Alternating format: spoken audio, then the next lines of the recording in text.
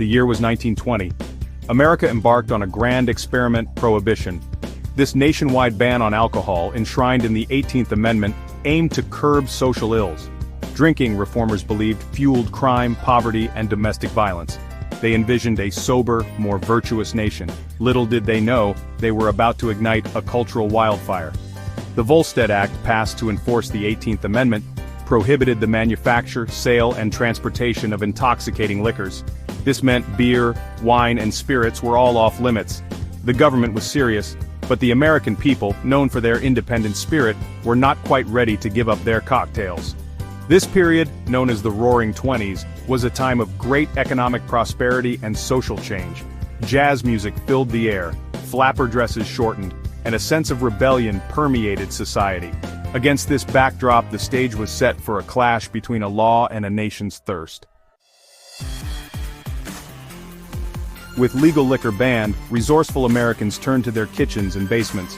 Homemade alcohol, often dubbed bathtub gin, became the drink of choice for those seeking a stiff drink.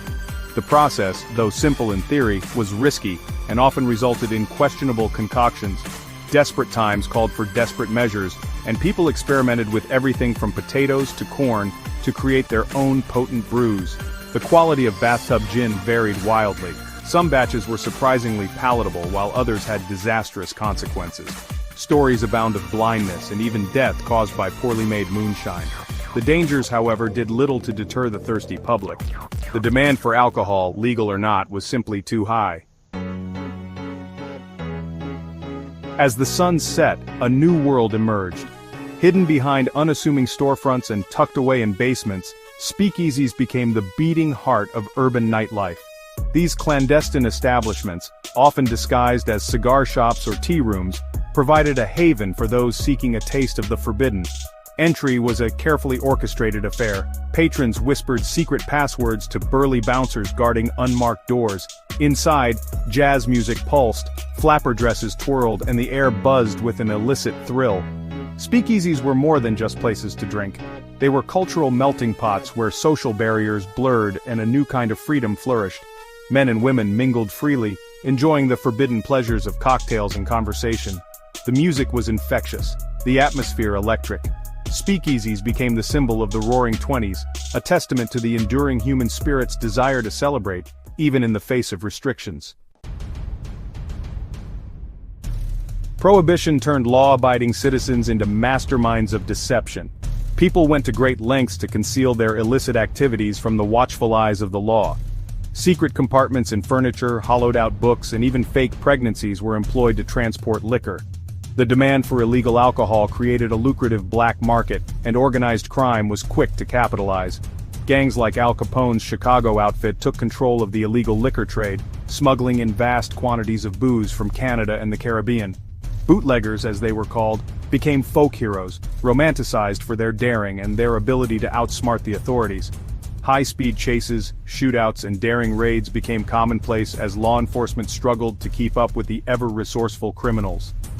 Prohibition, intended to curb lawlessness, had inadvertently fueled the rise of some of the most notorious criminal empires in American history. The Prohibition era was more than just a period of clandestine drinking and lawbreaking. It was a time of profound cultural and social transformation. The speakeasy, with its air of rebellion and its rejection of societal norms, became a symbol of the Roaring Twenties. Women in particular embraced the newfound freedoms of the era. They bobbed their hair, donned flapper dresses, and flocked to speakeasies, challenging traditional gender roles and expectations. The music of the era, jazz, with its improvisational spirit and infectious rhythms, further fueled the sense of liberation and rebellion. The social scene of the Prohibition era was a vibrant tapestry woven from threads of rebellion, creativity, and a thirst for both literal and metaphorical intoxication. It was a time when boundaries were pushed, conventions were challenged, and a new generation found its voice amidst the clandestine clinking of glasses. Prohibition, envisioned as a cure for society's ills, ironically exacerbated many of the problems it aimed to solve. Instead of curbing crime, it fueled the rise of organized crime, turning gangsters into celebrities and flooding the streets with illicit liquor. The quality of alcohol, often produced in unregulated and unsanitary conditions, posed serious health risks.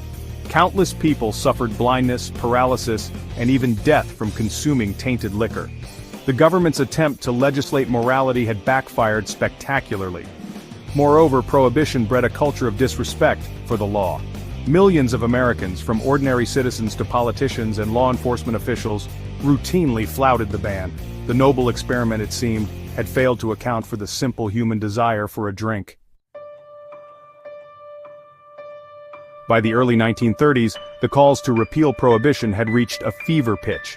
The Great Depression, which began in 1929, further highlighted the economic folly of the ban. In 1933, the 21st Amendment repealed the 18th Amendment, bringing an end to the noble experiment. The legacy of the Prohibition era, however, continues to resonate. It serves as a cautionary tale about the unintended consequences of social engineering and the limits of government control over personal choices. More than just a historical footnote, the Prohibition era continues to captivate the popular imagination. The imagery of flapper dresses, jazz music, and clandestine speakeasies continues to inspire movies, books, and even cocktail culture. The Roaring Twenties, with its intoxicating blend of rebellion, glamour, and societal upheaval,